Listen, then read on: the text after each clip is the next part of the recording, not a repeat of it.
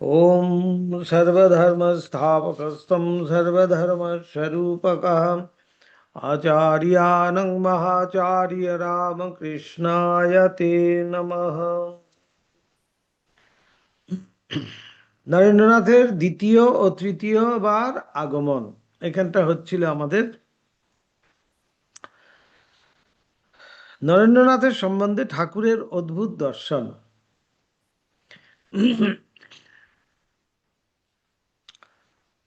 যে এই যদু মল্লিকের বাড়িতে, বাগান বাড়িতে নরেন্দ্রনাথকে নিয়ে গেছেন, সেখানে নরেনকে স্পর্শ করেছেন, তারপরে নরেন কি বলেছেন সেগুলো নিয়ে ঠাকুরের শ্রীমুখে একদিন দেখিতেছি, মানে নরেন সম্বন্ধে ঠাকুরের অদ্ভুত সব কথা বলছেন, ঠাকুরের অদ্ভুত দর্শন। ঠাকুর কি দেখছেন নরেন্দ্রনাথ সম্বন্ধে, কে এই নরেন। একদিন দেখিতেছি মন সমাধিপথে জ্যোতির্ময় বর্মে উচ্চে উঠিয়া যাইতেছে। চন্দ্র সূর্য তারকামণ্ডিত স্থূল জগৎ সহজে অতিক্রম করিয়া উহা প্রথমে সূক্ষ্ম ভাব জগতে প্রবিষ্ট হইল। ওই রাজ্যের উচ্চতর স্তরসমূহে উহা যতই আরোহণ করিতে লাগিল, ততই নানা দেবদেবীর ভাবঘন বিচিত্র মূর্তি সকল পথের দুই পার্শ্বে অবস্থিত দেখিতে পাইলাম। ক্রমে উক্ত রাজ্যের চরম সীমায় উহা আসিয়া উপস্থিত হইল। সেখানে দেখিলাম এক জ্যোতির্ময় ব্যবধান, বেড়া দেওয়া, প্রসারিত থাকিয়া খণ্ড ও অখণ্ডের রাজ্যকে পৃথক করিয়া রাখিয়াছে। উক্ত ব্যবধান উল্লঙ্ঘন করিয়া মন ক্রমে অখণ্ডের রাজ্যে প্রবেশ করিল। দেখিলাম সেখানে মূর্তি বিশিষ্ট কেহ বা কিছুই আর নাই। দিব্য দেহধারী দেব দেবী সকলে পর্যন্ত যেন এখানে প্রবেশ করিতে শঙ্কিত হইয়া বহুদূর নিম্নে নিজ নিজ অধিকার বিস্তৃত করিয়া রহিয়া আছেন। কিন্তু পরক্ষণেই দেখিতে পাইলাম দিব্যজ্যোতি ঘনতনু 7 জন প্রবীণ ঋষি সেখানে সমাধিস্থ হইয়া বসিয়া আছেন। বুঝিলাম জ্ঞান পুণ্যে ত্যাগ প্রেমে ইহারা মানব তো দূরের কথা, দেবদেবীকে পর্যন্ত অতিক্রম করিয়া আছেন। বিস্মিত হইয়া ইহাদিগের কথা ও মহত্বের বিষয়ে চিন্তা করিতেছি।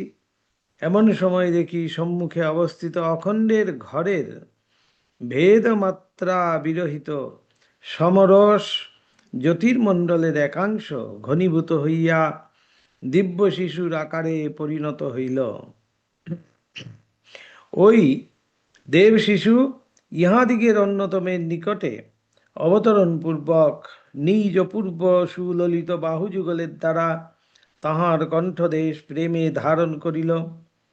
পরে বিনা নিন্দিত নিজ অমৃতময়ী বাণীর দ্বারা সাদরে আহ্বানপূর্বক সমাধি হইতে তাহাকে প্রবুদ্ধ করিতে অশেষ প্রযত্ন করিতে লাগিল।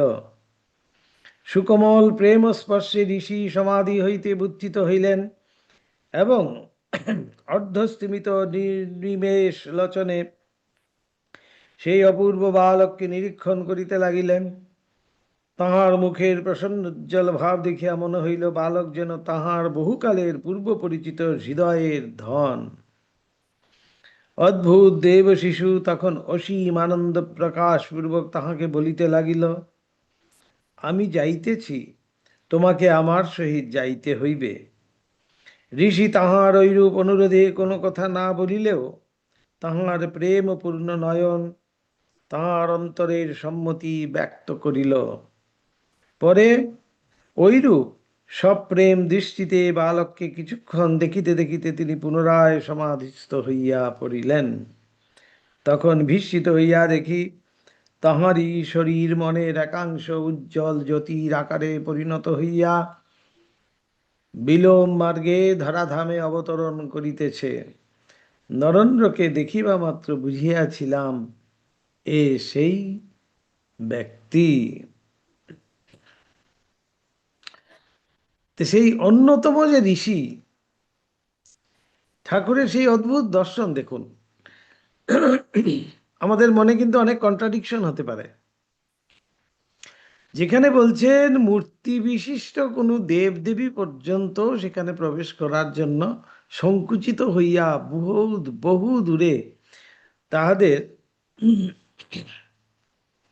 অধিকার বিস্তৃত করিয়া রহিয়া আছেন। তাহলে সেখানে কোনো মূর্তি প্রবেশ করতে পারে না। সেইখানে ঠাকুর আবার দেখছেন যে 7 জন ঋষি ধ্যানমগ্ন অবস্থায়, সমাধিস্থ অবস্থায়। যদি কোনো মূর্তি সেখানে প্রবেশ করতে না পারেন, অখণ্ডের ঘর বলছেন, খণ্ড অখণ্ড, খণ্ড ঘর মানেই হলো গিয়ে, খণ্ডের ঘর মানে যেখানে মূর্তি বিশেষ দেখা যাবে, যেখানে দর্শন আদি সম্ভব। আর অখণ্ডের ঘর মানে শুধুমাত্র নিরাকার। তাই নিরাকারে সেখানে ঠাকুর তাহলে সেই 7 জন ঋষিকে তাহলে কিভাবে দেখলেন? এইখানেই আমাদের কিন্তু বুঝতে হবে। এইখানেই দেখুন দিয়েছেন,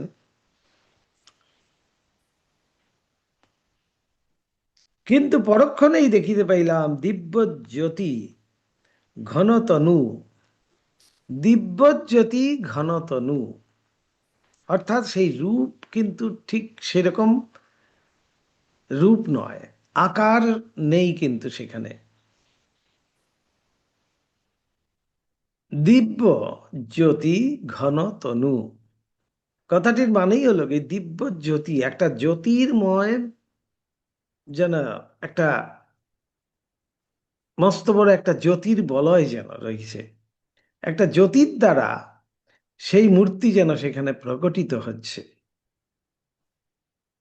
তাহলে এখানেই বলা হচ্ছে ঠাকুর সেইটি প্রবেশ মানে দর্শন করছেন, মানে এখান থেকে আমাদের একটু হলেও বুঝতে হবে তাহলে সেই অখণ্ডের ঘরেও কিন্তু দিব্যজ্যোতি ঘন তনু সেই আকার রূপেও তাহলে দর্শন হয় ঠাকুরের কথা মতো।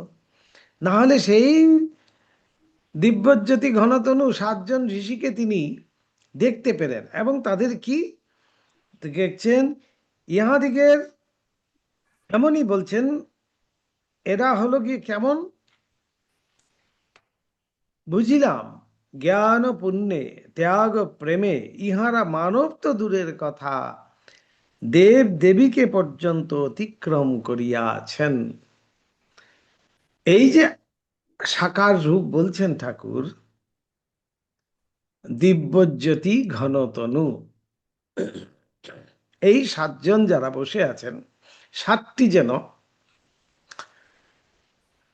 যেন জ্যোতি, জ্যোতির তো কোনো সেরকম কোনো আকার হয় না। জ্যোতির জন্য একটা এক জায়গায় জ্যোতি জ্বলতে থাকলে যেমন হয়, আমাদের কেউ যদি বলে প্রদীপের শিখা আঁকুন, তো আমরা কিন্তু এঁকে দিচ্ছি। প্রদীপের শিখা যেমনটি দেখা যায়, যেমন ভাবে জ্বলছে, আমরা কিন্তু ঠিক সেইভাবেই এঁকে দিচ্ছি। কাউকে যদি বলি আগুনকে আঁকুন, তো আগুনের কোনো আকার হয় কি? তা তো নয়। আগুন কিন্তু আমরা এঁকে দিচ্ছি, কেন আমাদের চোখে তার একটা আকার আমরা দেখতে পাই। অর্থাৎ যেই জায়গাটুকুর মধ্যে সেই জ্যোতি প্রকাশিত, যেই অগ্নি প্রকাশিত, সেই দীপ প্রকাশিত, সেই জায়গাটা আমাদের কাছে কিন্তু একটা আকারের মতো যেন মনে হচ্ছে। এটা আমাদেরকে বোঝানোর জন্য ঠাকুরের সেই অদ্ভুত অনুভূতি, সেই বলা হচ্ছে তিনি কৃপাময়।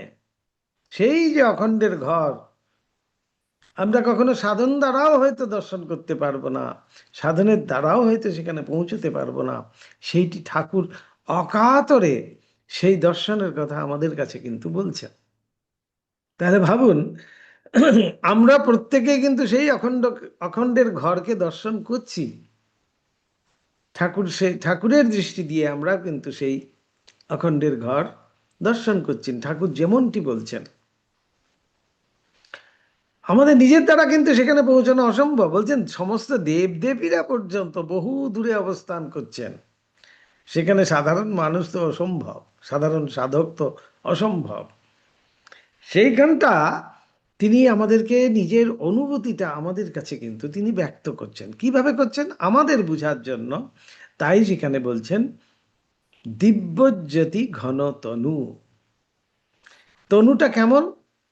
এই যে ভগবতী তনু বা ভাগবতী তনু বলা হয়, দিব্য শরীর যেটাকে বলা হচ্ছে, দিব্য তনু যেটাকে বলা হচ্ছে, এই দিব্য তনুও কিন্তু ঠিক সেই রকমই। আমাদেরকে বোঝানোর জন্য, যেহেতু আমরা মানুষ, আমরা মানুষের আকার দিলে পরে আমরা খুব ভালো বুঝবো, তাই আমাদের সামনে কিন্তু তিনি সেই মানুষ আকারেই কিন্তু ধরা দেন আমাদের বোঝার জন্য। এইটাও কিন্তু তার কৃপা। তিনি কৃপা করে এমন কিছু আমাদের সামনে প্রথম থেকেই যদি তিনি নিরাকার নিরাকার বলে যেতেন, তাহলে আমরা কিছু ধরতেও পারতাম না, বুঝতেও পারতাম। এটি তাঁরই কিন্তু কৃপা।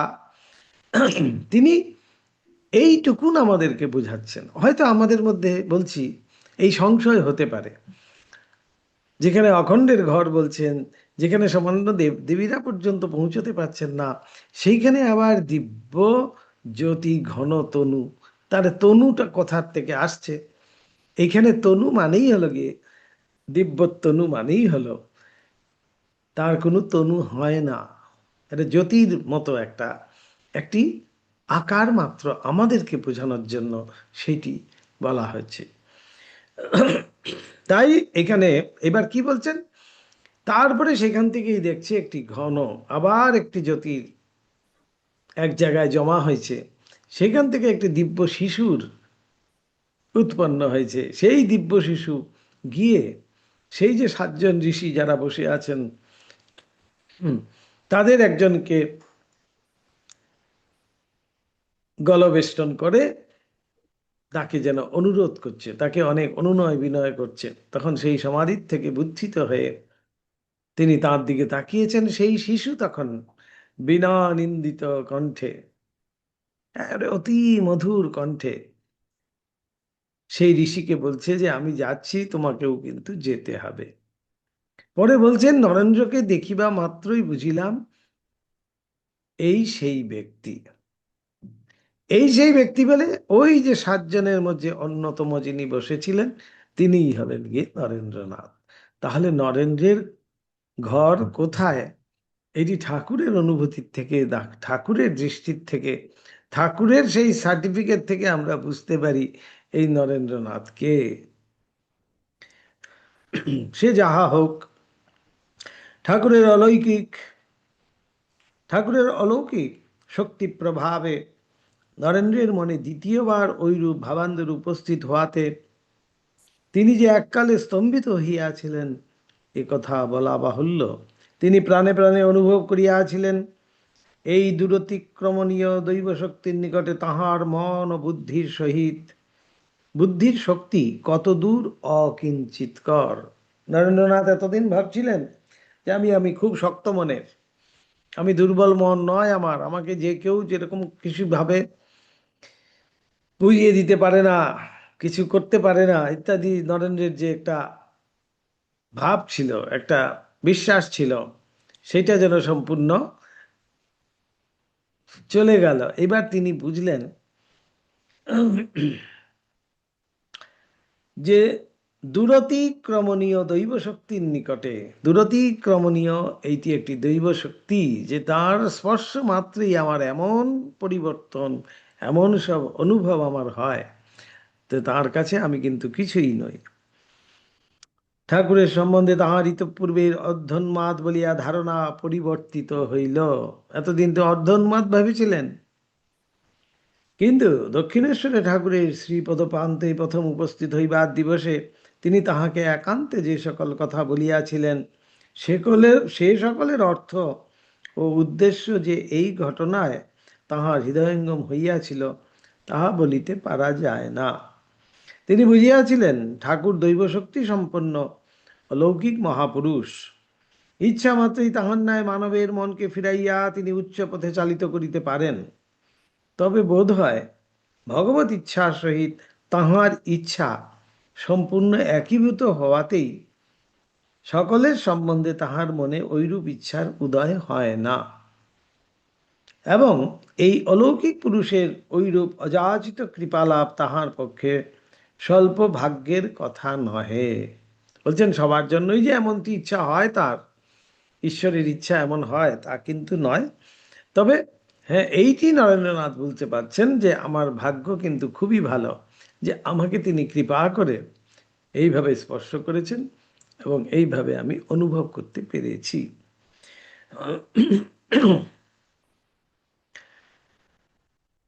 এবার নরেন্দ্রের পরিবর্তন আসছে।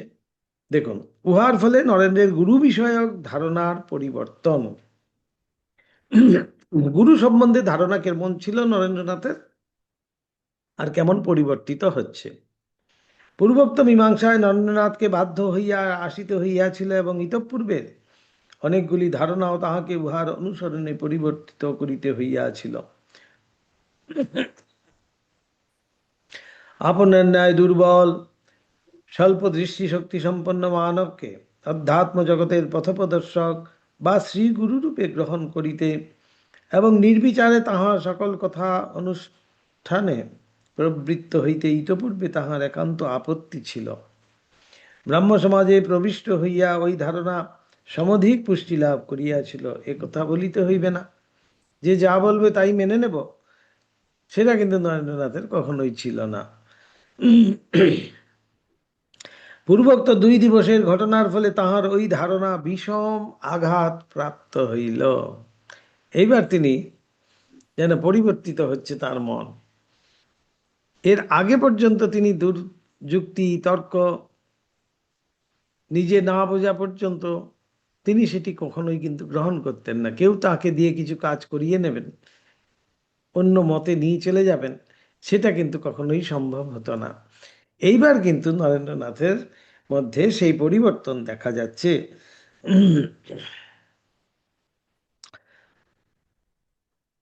তিনি বুঝিলেন, বিরল হইলেও সত্য সত্যই এমন মহাপুরুষ সকল সংসারে জন্ম পরিগ্রহ করেন, যাহাদিগের অলৌকিক ত্যাগ তপস্যা প্রেম ও পবিত্রতা সাধারণ মানবের ক্ষুদ্র মনোবুদ্ধি প্রসূত ঈশ্বর সম্বন্ধীয় ধারণাকে বহুদূরে অতিক্রম করিয়া থাকে।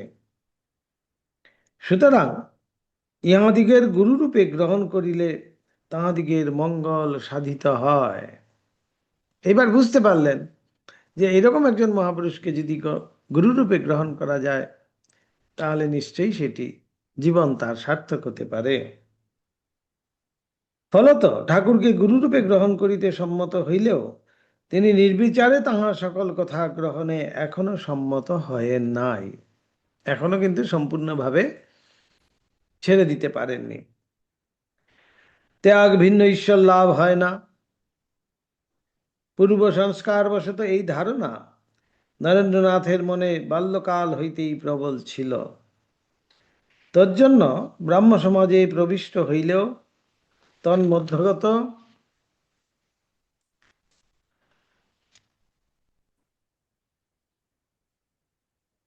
তন্মধ্যগত দাম্পত্য জীবন সংস্কার সম্বন্ধীয় সভা সমিতিতে যোগদানে তাহার প্রবৃত্তি হয় নাই। সর্বস্ব ত্যাগী ঠাকুরের পুণ্যদর্শন ও অপূর্ব শক্তির পরিচয় লাভে তাহাকে উক্ত ত্যাগের ভাব এখন হইতে বিশেষ রূপে বাড়িয়া উঠিয়াছিল। নরেন্দ্রনাথের মধ্যে কিন্তু সেই ত্যাগ বৈরাগ্য সেটি জন্মগতই একটি সংস্কারে পরিণত হয়েছিল। তাহলে তিনি যে কখনো সংসার ধর্ম নিয়ে চিন্তা করেছেন বা সেসব করবে ভেবেছিলেন, সেগুলো কিন্তু কখনো তিনি ভাবেননি। এইবার ঠাকুরের সংস্পর্শে এসে তার মধ্যে কিন্তু বৈরাগ্যের আরো বেশি যেন বৈরাগ্যটা বৃদ্ধি হলো। কিন্তু সর্বাপেক্ষা একটি বিষয় এখন হইতে শ্রীযুত নরেন্দ্রের চিন্তার বিষয় হইল। তিনি বুঝিয়াছিলেন, এরূপ শক্তিশালী মহাপুরুষের সংস্রবে আসিয়া মানব মন অর্ধ পরীক্ষা অথবা পরীক্ষা না করিয়াই তাহার সকল কথায় বিশ্বাস স্থাপন করিয়া বসে, উহা হইতে আপনাকে বাঁচাইতে হইবে। তাই এখনো কিন্তু নরেন্দ্রনাথের মধ্যে একটু সংশয় আছে, কেননা আগেই বলা হয়েছে তার সংস্কারই যেন সেইটাই ছিল, কেউ কিছু বলে দেবে তিনি মেনে নেবেন, তেমনটি কিন্তু তিনি নন। সব সময় যুক্তি তর্ক দিয়ে নিজে যদি বুঝেছেন সেটি গ্রহণীয়, তখনই সেটি গ্রহণ করেছেন। তাই এবার ঠাকুরের স্পর্শ মাত্রই তার মধ্যে সেই পরিবর্তন এসছে, তার মধ্যে সেই অনুভূতি এসছে ঠিকই, তিনিও বুঝতে পারছেন প্রচণ্ড অলৌকিক শক্তি সম্পন্ন তিনি, তবুও যে পরীক্ষা আমাকে করতে হবে, পরীক্ষা না করে সম্পূর্ণ তার কথা আমি মেনে নেব, এইটা কিন্তু হবে না। তো এইখান থেকে আমাকে বাঁচাতেই হবে, আমাকে নিজেকে বাঁচাতেই হবে, যে আমি পরীক্ষা না করে কিন্তু কিছুই করতে পারবো না। সেজন্য পূর্বোক্ত 2 দিবসের ঘটনায় ঠাকুরের প্রতি তাহার মনে বিশেষ ভক্তি শ্রদ্ধার উদয় হইলেও তিনি এখন হইতে দৃঢ় সংকল্প করিয়াছিলেন যে বিশেষ পরীক্ষাপূর্বক স্বয়ং অনুভব বা প্রত্যক্ষ না করিয়া তাহার অদ্ভুত দর্শন সম্বন্ধীয় কোনো কথা কখনো গ্রহণ করিবেন না। এখনো ভাবছেন নরেন্দ্রনাথ যে আমি নিজে অনুভব না করা পর্যন্ত তার কথাই আমার অনুভব হয়ে যাবে, সেটা নয়। আমি নিজে অনুভব করব, নিজে প্রত্যক্ষ করব, তখনই আমি মানব। সেইভাবে তিনি যেন দৃঢ় সংকল্প হলেন। ইহাতে তাহার অপ্রিয় ভাজন হইতে হয় তাহাও স্বীকার। বলছেন এখানে পরীক্ষা করতে গেলে তার অপ্রিয় ভাজনও হতে হবে আমাকে। হয়তো কাউকে যদি বলি আপনাকে পরীক্ষা দিতে হবে, তার কিন্তু অপ্রিয় ভাজন হই আমরা, যে তার সেখানে যদি তার অপ্রিয় ভাজন হইও আমি, তবু আমি সেটাও স্বীকার করে নিচ্ছি। তার প্রিয় ভাজন হবে বলে তার কথা আমি সব মেনে নেব, সেটা হবে না। আমাকে পরীক্ষা আমাকে করতেই হবে। সুতরাং আধ্যাত্মিক জগতের অভিনব অদৃষ্টপূর্ব তত্ত্ব সকল গ্রহণ করিবার জন্য মনকে সর্বদা প্রস্তুত রাখিতে একদিকে তিনি যেমন যত্নশীল হইয়া আছিলেন, অপরদিকে তেমনি আবার ঠাকুরের প্রত্যেক অদ্ভুত দর্শন ও ব্যবহারের কঠোর বিচারে আপনাকে এখন হইতে নিযুক্ত করিয়াছিলেন। অ্যালার্ট, যেন খুব অ্যালার্ট হয়ে গেছেন এবার নরেন্দ্রনাথ। তিনি যেমন আধ্যাত্মিক পথে এগিয়ে যাওয়ার জন্য সাধন ভজন ধ্যান, সেই ছোট থেকেই তো তিনি ধ্যান করেন, ধ্যানও করছেন, সবই করছেন, কিন্তু একেবারে খুব যেন কনস্ট্যান্টলি ঠাকুরকেও অবজার্ভ করছেন তিনি, যে কখন কি করে দেয়। খুব সাবধানের সঙ্গে যেন তিনি সেটি সম্পূর্ণ অবজার্ভ করে চলেছেন, খুব সতর্ক হয়ে আছেন, যেন খুব অ্যালার্ট তিনি। নরেন্দ্রনাথের সুতীক্ষ্ণ বুদ্ধিতে ইহা সহজেই প্রতিভাত হইয়াছিল যে প্রথম দিবসের যে সকল কথার জন্য তিনি ঠাকুরকে অর্ধোন্মাদ বলিয়া ধারণা করিয়াছিলেন, তাহাকে অবতার বলিয়া স্বীকার করিলেই কেবলমাত্র সেই সকল কথার অর্থবোধ হয়।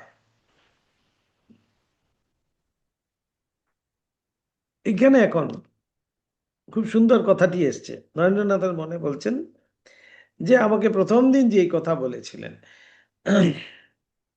কি বলেছিলেন, যে হ্যাঁ তুমি প্রভু নারায়ণ, আমি জানি মায়ের কাজের জন্য তুমি এসেছো বলে খুব করে সন্দেশ টন্দেশ খাইয়েছিলেন ঠাকুর। এবার নরেন ভেবেছিলেন যে একেবারে অর্ধোন্মাদ। এখন বলছেন যে আমি যদি তার কথা ঠিক ঠিক তার কথা মেনে নেই, তাহলে সেখানে আর অর্ধোন্মাদ হিসাবে তাকে মানতে হচ্ছে না।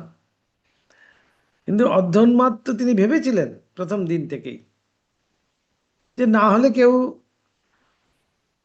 এরকম কি বলে। তিনি বলছেন যে আমি তো বিশ্বনাথের ছেলে, সিমলে পাড়ায় আমার বাড়ি, আমাকে বলছেন কিনা তুমি প্রভু নারায়ণ। এ তো পাগল ছাড়া আর কেউ বলতে পারে না। এটি নরেন্দ্রনাথ কিন্তু এখনো ভেবে চলেছেন, যে হ্যাঁ এখন যদি বলি যে হ্যাঁ তার এইসব কথা ঠিক ঠিক অকাতরে যদি আমি মেনে নিতে পারি, তাহলে আর অর্ধোন্মাদ বলতে হয় না তাকে, যে অর্ধোন্মাদ বলাই যাবে না তখন। হ্যাঁ বলেছেন ঠিক, নিশ্চয় তার মধ্যে কোনো আছে, অর্থ আছে, তাই তিনি বলতে পেরেছেন। কিন্তু বলছেন নরেন্দ্রনাথ তো তেমনটি নয়, সত্যানুসন্ধানী সব সময়, কিন্তু তাহার সত্যানুসন্ধিৎসু যুক্তিপরায়ণ মন ওই কথা সহসা স্বীকার করে কি রূপে। তিনি কখনো না বুঝে যুক্তি তর্ক সেই সব দিয়ে তিনি না বুঝে কিন্তু কখনো তিনি সেইগুলো গ্রহণ করতে পারেন না। তাই কিছুতেই সেটি এখনো কিন্তু গ্রহণ করতে পারছেন না। বলছেন কি রূপে? সুতরাং ঈশ্বর যদি কখনো তাহাকে ওই সকল কথা বুঝিবার সামর্থ্য প্রদান করেন, তখন উহাদিগের সম্বন্ধে আলোচনা করিবেন। এইরূপ স্থির করিয়া তিনি উহাদিগের সম্বন্ধে একটা মতামত স্থির করিতে অগ্রসর না হইয়া কেমন করিয়া ঈশ্বর দর্শন করিয়া স্বয়ং কৃতকৃতার্থ হইবেন, এখন হইতে ঠাকুরের নিকট আগমন পূর্বক তৎ বিষয়ে শিক্ষা ও আলোচনা করিতে নিযুক্ত হইয়াছিল।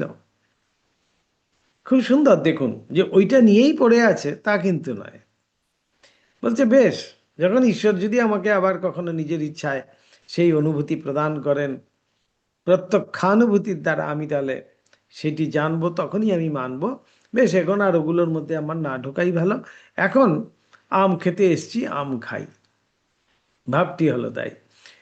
ঈশ্বরের পথে আমাকে কিভাবে এগিয়ে যাওয়া যাবে, ঠাকুরের সংস্পর্শে এসে ঈশ্বরীয় তত্ত্ব, ঈশ্বরীয় প্রসঙ্গ শুনে শুনে ঈশ্বরের প্রতি অনুরাগ কিভাবে বৃদ্ধি হবে, ত্যাগ বৈরাগ্য কিভাবে বৃদ্ধি হবে, সেই সব দিকে তিনি কিন্তু বেশি যত্নশীল হয়ে গেলেন।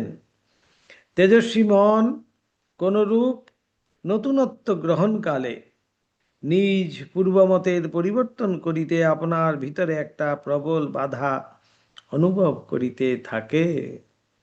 আমি একটি নতুন মত কিছু গ্রহণ করতে চলেছি, কিন্তু আমার পূর্ব অনেকগুলো মত কিন্তু আমার মধ্যে একেবারে রয়েছে।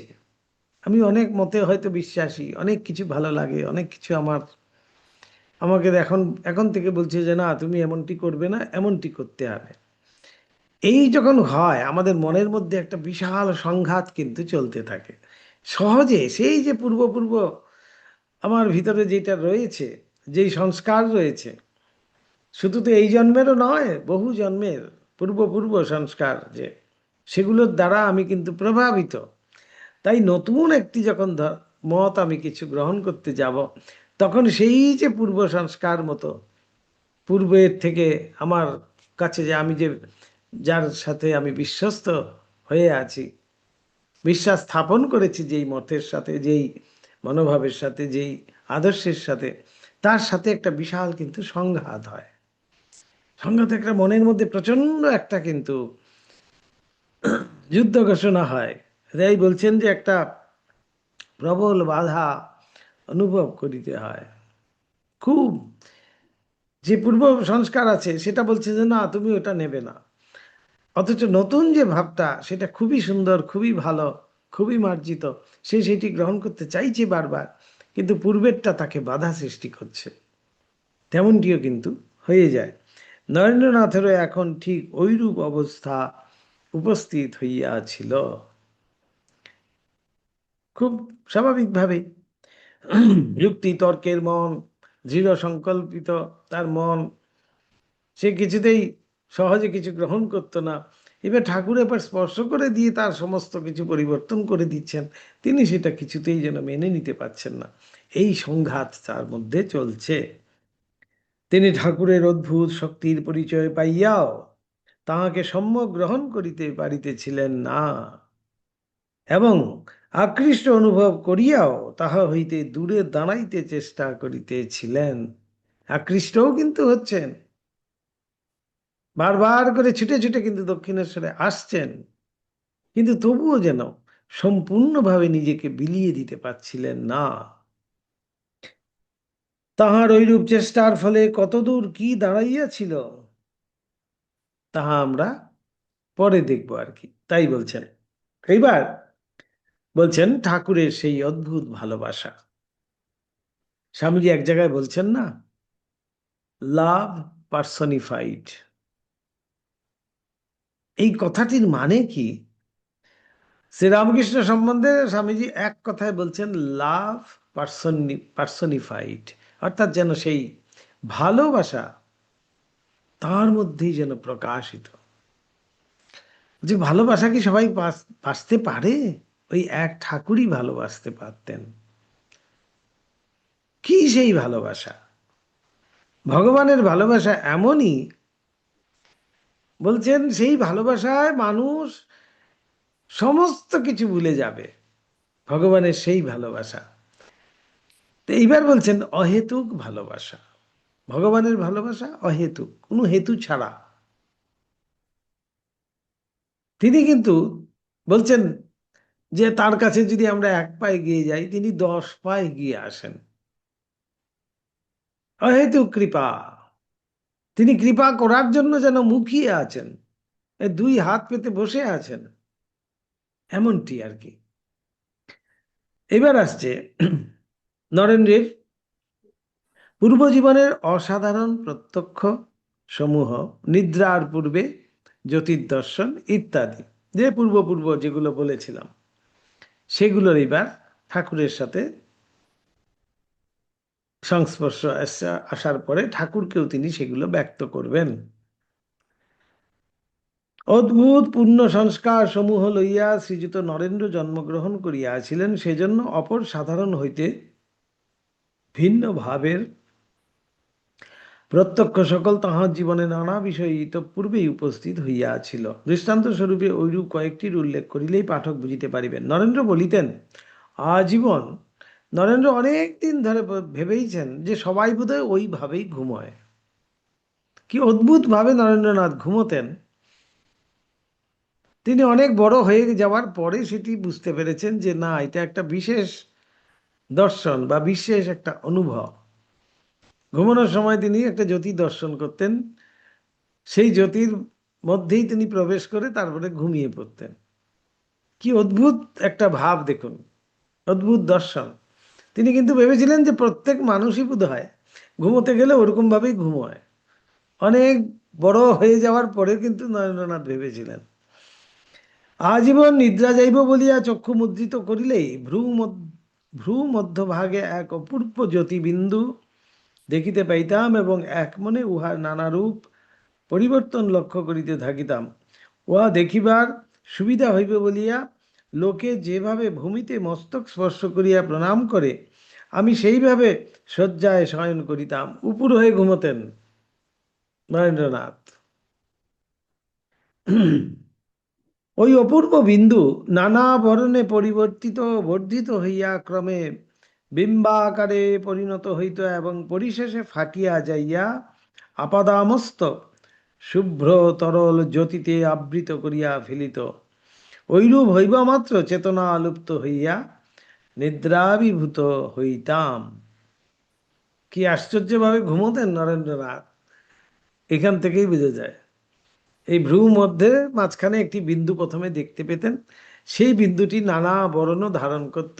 ক্রমে ক্রমে সেটি ধারণ করতে করতে একটা বিশাল বিম্ব, যেন একটা বিশাল বলয়ের মতো একটা আকার ধারণ করত। সেইটা তখন ফেটে যেত, সেখান থেকে একটা তরল যেন সমস্ত জ্যোতি যেন তরল আকারে সমস্ত শরীরটাকে বিস্তৃত করে ফেলত, সমস্ত শরীরটাকে একেবারে ভরিয়ে দিত। তখন তিনি সংজ্ঞা লুপ্ত হয়ে ঘুমিয়ে পড়তেন। এইভাবে ঘুমোতেন, এই অদ্ভুত রকমের ঘুম। এবং নরেন্দ্রনাথ কিন্তু বহু বছর পর্যন্ত, অনেক বড় হয়ে যাওয়া পর্যন্ত তিনি কিন্তু ওইভাবেই ভাবতেন যে সবাই বোধহয় ওইভাবেই ঘুমোয়।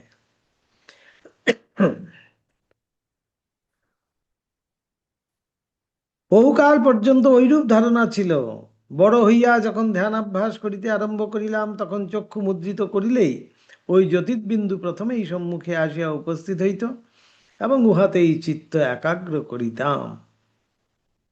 মহর্ষি দেবেন্দ্রনাথের উপদেশে কয়েকজন বয়সের সহিত যখন নিত্য ধ্যানাভ্যাস করিতে লাগিলাম, তখন ধ্যান করিবার কালে কাহার কিরূপ দর্শন উপলব্ধি উপস্থিত হইল, পরস্পরে তদ্বিষয়ে আলোচনা করিতাম। ওই সময়ে তাহাদিগের কথাতেই বুঝিয়াছিলাম ওইরূপ জ্যোতির্দর্শন তাহাদিগের কখনো হয় নাই এবং তাহাদিগের কেহই আমার ন্যায় পূর্বোক্ত ভাবে নিদ্রা যায় না। তখন গিয়ে তিনি জানলেন যে কেউ তো ওইভাবে নিদ্রা যায় না। উনি জানতেন যে সবাই ওইভাবেই বোধহয় নিদ্রা যায়। আবার বাল্যকাল হইতে সময়ে সময়ে কোনো বস্তু ব্যক্তি বা স্থান বিশেষ দেখিবা মাত্র মনে হইতে উহাদিগের সহিত আমি বিশেষ পরিচিত। ইতিপূর্বে কোথাও উহাদিগকে দেখিয়াছি, স্মরণ করিতে চেষ্টা করিতাম, কিছুতেই মনে আসিত না। কিন্তু কোনো মতে ধারণা হইত না যে উহাদিগকে ইতিপূর্বে দেখি নাই। প্রায়ই মধ্যে মধ্যে ঐরূপ হইত। হয়তো বয়স্যবর্গের সহিত মিলিত হইয়া কোন স্থানে নানা বিষয়ে আলোচনা চলিতেছে, এমন সময় তাহাদিগের মধ্যে একজন একটা কথা বলিল। অমনি সহসা মনে হইল, তাই তো, এই গৃহে এই সকল ব্যক্তির সহিত এই বিষয় লইয়া আলাপ যে ইতিপূর্বে করিয়াছি, এবং তখনও যে এই ব্যক্তি এইরূপ কথা বলিয়াছিল, কিন্তু ভাবিয়া চিন্তিয়া কিছুতেই স্থির করিতে পারিতাম না কোথায় কবে ইহাদিগের সহিত ইতিপূর্বে এইরূপ আলাপ হইয়াছিল। অদ্ভুত রকমের সমস্ত স্বামীজির ভাব। হঠাৎ হঠাৎ এগুলো কিন্তু তিনি বুঝতে পারতেন প্রত্যক্ষভাবে। পুনর্জন্মবাদের বিষয়ে যখন অবগত হইলাম, তখন ভাবিয়াছিলাম, তবে বুঝি জন্মান্তরে ওই সকল দেশ ও পাত্রের সহিত পরিচিত হইয়াছিলাম, এবং তাহারই আংশিক স্মৃতি কখনো কখনো আমার অন্তরে ওই রূপে উপস্থিত হইয়া থাকে। পরে বুঝিয়াছি, ওই বিষয়ের ঐরূপ মীমাংসা যুক্তিযুক্ত নহে।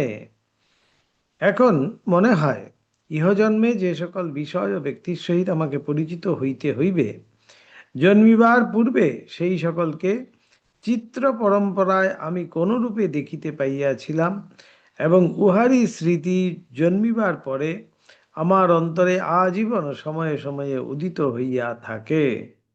যেন একটা লিস্ট দিয়ে পাঠিয়ে দিয়েছেন যে এই তোমার সাথে দর্শন হবে, একটা সম্পূর্ণ চিত্র যেন, সেটা তিনি অনুভব করতেন। ঠাকুরের পবিত্র জীবন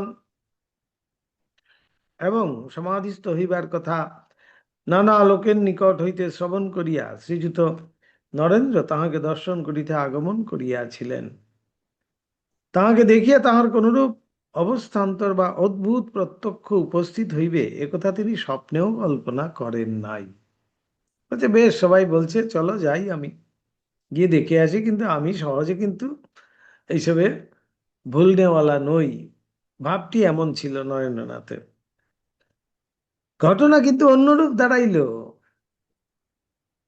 দক্ষিণেশ্বরে ঠাকুরের শ্রীপদপান্তে আগমন করিয়া উপর্যুপরি 2 দিন তাহার যেরূপ অলৌকিক প্রত্যক্ষ উপস্থিত হইল, তাহার তুলনায় তাহার পূর্ব পরিদৃষ্ট প্রত্যক্ষ সকল নিতান্ত ম্লান ও অকিঞ্চিৎকর বলিয়া বোধ হইতে লাগিল, এবং তাহার ইয়ত্তা করিতে তাহার অসাধারণ বুদ্ধি পরাভব স্বীকার করিল। এত যে বুদ্ধি, সেই বুদ্ধির দ্বারাও তিনি কিন্তু কিছুতেই সেটার আর রহস্য উদ্ঘাটন করতে পারলেন না। সুতরাং ঠাকুরের বিষয় অনুধাবন করিতে যাইয়া তিনি এখন ভীষণ সমস্যায় পতিত হইয়াছিলেন।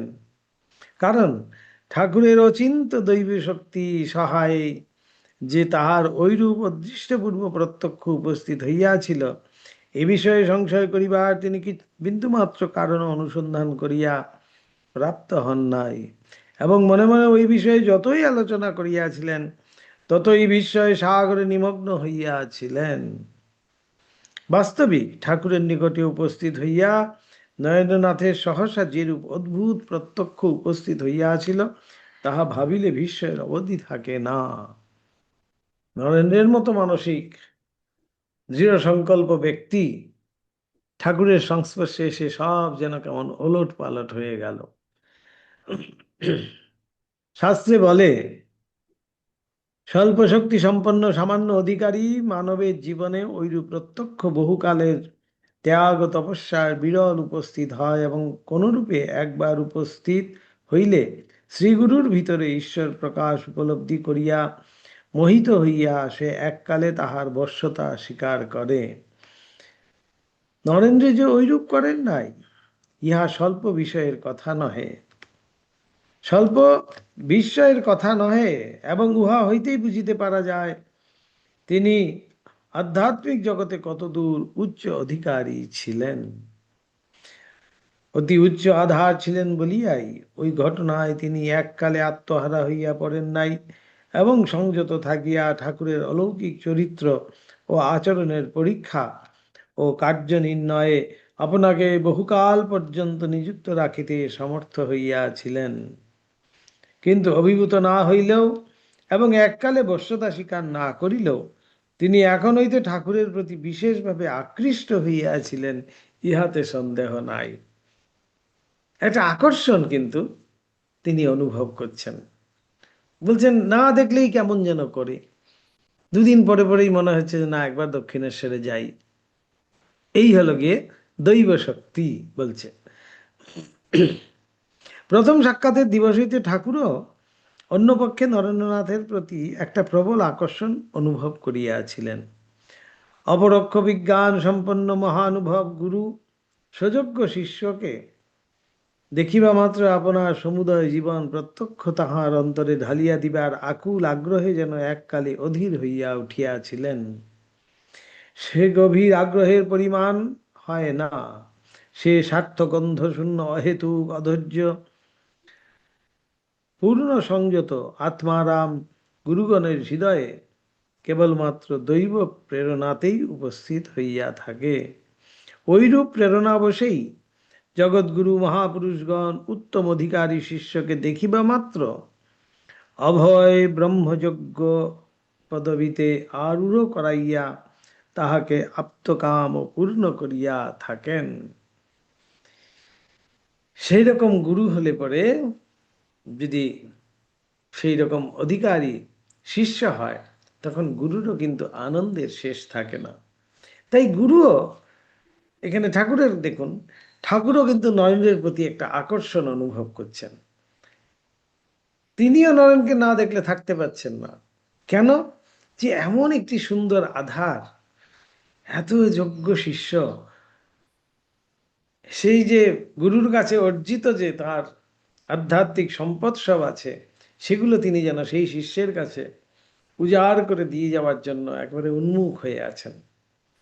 এই হলো কি তার কৃপা। বলা হচ্ছে নরেন্দ্রনাথ যেদিন দক্ষিণেশ্বরে একাকী আগমন করেন, ঠাকুর যে ওই দিন তাহাকে এককালে সমাধিস্থ করিয়া ব্রহ্মপদবীতে আরূঢ় করাইতে প্রবলভাবে আকৃষ্ট হইয়াছিলেন, এ বিষয়ে সংশয় মাত্র নাই। কারণ উহার ৩-৪ বৎসর পরে শ্রীযুত নরেন্দ্র যখন সম্পূর্ণরূপে ঠাকুরের বশ্যতা স্বীকার করিয়াছিলেন এবং নির্বিকল্প সমাধি লাভের জন্য ঠাকুরের নিকট বারংবার প্রার্থনা করিতেছিলেন, তখন এই ঘটনার উল্লেখ করিয়া ঠাকুর তাহাকে আমাদিগের সম্মুখে অনেক সময় বলিতেন, কেন তুই যে বলিয়াছিলি তোর বাপ মা আছে, তাদের সেবা করিতে হইবে। কেঁদে উঠেছিলেন স্বামীজি, তুমি আমার এ কি করলে, আমার যে বাপ মা আছে গো। ঠাকুর তখন আবার মাঝে মাঝে এটি বলতেন, কেন তুই তো বলেছিলি। আবার কখনো বা বলিতেন, দেখ একজন মরিয়া ভূত হইয়াছিল, অনেক কাল একাকী থাকার সঙ্গীর অভাব অনুভব করিয়া সে চারিদিকে অন্বেষণ করিতে আরম্ভ করে। সেই ভূতের গল্প ঠাকুরের। একা একা হয়ে গেছে। তাই কেউ অপঘাতে যখনই কেউ মরে, সেই ভূতটি দৌড়ে যায় সেখানে, যে ভাবে বোধহয় এই আমি সঙ্গী পেলাম। তারপরেই দেখে একটু করে আবার ধরপড় করে উঠে পড়েছে, তখন আবার মন খারাপ করে সে চলে যায়। অপঘাতে মৃত্যু না হলে তো আর ভূত হবে না। সেই জন্য অপঘাতে কেউ কেউ পড়ে গেল, ছাদ থেকে পড়ে গেল, কেউ গলায় দড়ি দিল, কেউ বিষ খেলো, কি কি করলো, অপঘাতে অ্যাক্সিডেন্টে মারা গেল, সেখানেই সেই ভূতটি ছুটে যেত। তাই এখানে বলছেন, অনেক কাল একাকী থাকায় সঙ্গীর অভাব অনুভব করিয়া সে চারিদিকে অন্বেষণ করিতে আরম্ভ করিল। কেহ কোনো স্থানে মরিয়াছে শুনিলেই সে সেখানে ছুটিয়া যাইত, ভাবিত এইবার বুঝি তাহার একজন সঙ্গী জুটিবে। কিন্তু দেখিত মৃত ব্যক্তি গঙ্গাবার স্পর্শে বা অন্য কোনো উপায়ে উদ্ধার হইয়া গিয়াছে। সুতরাং পূর্ণ মনে ফিরিয়া আসিয়া সে পুনরায় পূর্বের ন্যায় একাকী কাল যাপন করিত। ওইরূপে সে ভূতের সঙ্গীর অভাব আর কিছুতেই ঘুচে নাই। আমারও ঠিক ওইরূপ দশা হইয়াছে। ঠাকুর এবার নরেনকে বলছেন, অর্থাৎ নরেনকে দেখে ঠাকুরের খুব আনন্দ হয়েছে। নরেনের কাছেই তিনি তাঁর সমস্ত আধ্যাত্মিক সম্পদ তিনি দিয়ে যাবেন, পরবর্তীকালে নরেনই যাতে অনেক এই গুরুগিরির কাজ করতে পারেন, এইটা ঠাকুরের খুব ইচ্ছা। কিন্তু এইবার নরেন চাইছে যে নির্বিকল্প সমাধি ইত্যাদি ইত্যাদি এসব বলছেন। তখন বলছেন যে আমারও ওই অবস্থা হয়েছে, তোকে দেখিয়া ভাবিয়াছিলাম এইবার বুঝি আমার একটি সঙ্গী জুটিল, কিন্তু তুইও বললি তোর বাপ মা আছে, কাজেই আমার আর সঙ্গী পাওয়া হইল না। ওইরূপে ওই দিবসের ঘটনা উল্লেখ করিয়া ঠাকুর অতঃপর নরেন্দ্রনাথের সহিত অনেক সময় রঙ্গ পরিহাস করিতেন। এসব মজা করে করে বলতেন। ঠাকুর তো প্রথম দর্শনেই চিনে গেছেন তিনি কে, সেই অখণ্ডের ঘরের। সে যা হোক, সমাধিস্থ হইবার উপক্রমে নরেন্দ্রনাথের হৃদয়ে দারুণ ভয়ের সঞ্চার হইতে দেখিয়া ঠাকুর সেদিন যে রূপে নিরস্ত হইয়াছিলেন তাহা আমরা ইতপূর্বে বলিয়াছি। ঘটনা ঐরূপ হয় নরেন্দ্রনাথের সম্বন্ধে ইতপূর্বে তিনি যাহা দর্শন উপলব্ধি করিয়াছিলেন তদ্বিষয়ে ঠাকুরের সন্দিহান হওয়া বিচিত্র নহে। আমাদিগের অনুমান সেই জন্যই তিনি নরেন্দ্র তৃতীয় দিবস দক্ষিণেশ্বরে আগমন করিলে শক্তি বলে তাহাকে অভিভূত করিয়া তাহার জীবন সম্বন্ধে নানা রহস্য কথা তাহার নিকট হইতে জানিয়া লইয়াছিলেন এবং নিজ প্রত্যক্ষ সকলের সহিত উহাদিগের ঐক্য দেখিয়া নিশ্চিন্ত হইয়াছিলেন। উক্ত অনুমান সত্য হইলে ইহাই বুঝিতে হয় যে নরেন্দ্রনাথ দক্ষিণেশ্বরে আগমন করিয়া পূর্বোক্ত 2 দিবসে একই প্রকারে সমাধি অবস্থা লাভ করেন নাই। ফলেও দেখিতে পাওয়া যায় উক্ত 2 দিবসে তাহার 2 বিভিন্ন প্রকারের উপলব্ধি উপস্থিত হইয়াছিল। দু রকমের অনুভব কিন্তু হয়েছিল নরেন্দ্রনাথের। নরেন্দ্রনাথকে পূর্বোক্তভাবে পরীক্ষা করিয়া ঠাকুর একভাবে নিশ্চিন্ত হইলেও তাহার সম্বন্ধে সম্পূর্ণ নিশ্চিন্ত হইয়াছিলেন বলিতে পারা যায় না। কারণ তিনি দেখিয়াছিলেন যে যে সকল গুণ বা শক্তি প্রকাশের মধ্যে একটির বা দুইটির মাত্র অধিকারী হইয়া মানব সংসারে জনসাধারণের মধ্যে বিপুল প্রতিপত্তি লাভ করে, সেই রকম 18টা গুণ ছিল নরেন্দ্রের মধ্যে। ঠাকুর পরবর্তীকালে বলেছেন তো, পদ্মের মধ্যে সহস্রদল পদ্ম। আর যেই একটির জন্য কেশব সেন, একটি দুটোই গুণের জন্য কেশব সেন জগৎ বিখ্যাত, সেই রকম 18টা গুণ বলছেন নরেন্দ্রের মধ্যে আছে। তাই ঠাকুর এবার ভাবছেন, বলছেন একটা সামান্য থাকলে জনসাধারণের সংসারে জনসাধারণের মধ্যে বিপুল প্রতিপত্তি লাভ করে। নরেন্দ্রনাথের অন্তরে ওইরূপ 18টি শক্তি প্রকাশ পূর্ণ মাত্রায় বিদ্যমান এবং ঈশ্বর জগৎ ও মানব জীবনের উদ্দেশ্য সম্বন্ধে চরম সত্য উপলব্ধি করিয়া শ্রীযুত নরেন্দ্র উহাদিগকে সম্যকরূপে আধ্যাত্মিক পথে নিযুক্ত করিতে না পারিলে ফল বিপরীত হইয়া দাঁড়াইবে। সেই শক্তিকে যদি আধ্যাত্মিক পথে ফেরানো না যায় তাহলে কিন্তু বিপদ আছে বলছেন। ঠাকুর বলিতেন, ঐরূপ হইলে নরেন্দ্র অন্য সকল নেতাদিগের ন্যায় এক নবীন মত ও দলের সৃষ্টি মাত্র করিয়া জগতে খ্যাতি লাভ করিয়া যাইবে। কিন্তু বর্তমান যুগ প্রয়োজন পূর্ণ করিবার জন্য যে উদার আধ্যাত্মিক তত্ত্বের উপলব্ধি ও প্রচার আবশ্যক তাহা প্রত্যক্ষ করা এবং উহার প্রতিষ্ঠাকল্পে সহায়তা করিয়া জগতের যথার্থ কল্যাণ সাধন করা তাহার দ্বারা সম্ভবপর হইবে না। ঠাকুরের কাজ অন্য। তাই নরেনকে যদি ওইভাবে ছেড়ে দেন, নরেন কিন্তু আলাদা করে একটা মত আবার সৃষ্টি করে দেবে, সেটা নয়। এই প্রয়োজনে, এই যুগের প্রয়োজনের জন্য ঠাকুরের যে মত আছে সেইটি প্রচার করতে হবে। সেইটি এই নরেন্দ্রের মতো অধিকারী যে আছে সে তার দ্বারা যদি হয় তাহলেই সেটি সম্ভব হতে পারে। ঠাকুর সেটাই ভেবেছিলেন।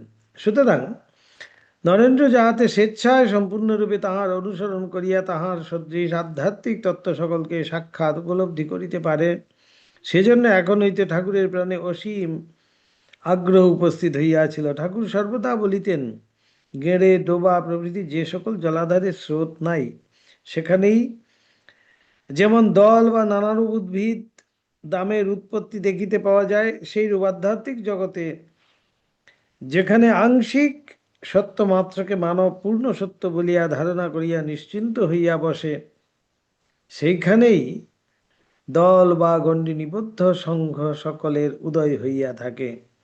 অসাধারণ মেধা ও মানসিক গুণসম্পন্ন নরেন্দ্রনাথ বিপথে গমন করিয়া পাছে ঐরূপ করিয়া বসেন, এই ভয়ে ঠাকুর কত রূপে তাহাকে পূর্ণ সত্যের অধিকারী করিবার চেষ্টা করিয়াছিলেন, তাহা ভাবিয়া বিস্মিত হইতে হয়। ঠাকুর যেন সযত্নে এবার নরেনকে রক্ষা করছেন, কেননা এই নরেনকে দিয়েই কিন্তু এই যে সুন্দর এই যুগ প্রয়োজনে যেই ভাবধারা ঠাকুর নিয়ে এসছেন, ঠাকুর যে উদ্দেশ্যে এইবার অবতরণ করেছেন সেটি সংসাধিত করতে হবে। তাই নরেন্দ্রকেও তিনি কিন্তু সযত্নে যেন রক্ষা করে চলেছেন, এবং এই নরেন্দ্রের মধ্যে দিয়েই সেটি সম্ভব হবে, তাই ঠাকুর এত যেন আগ্রহ প্রকাশ করছেন। বেশ।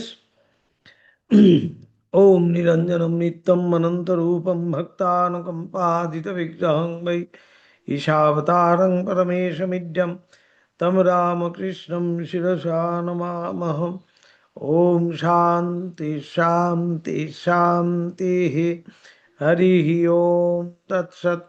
শ্রীরামকৃষ্ণার্পণমস্তু।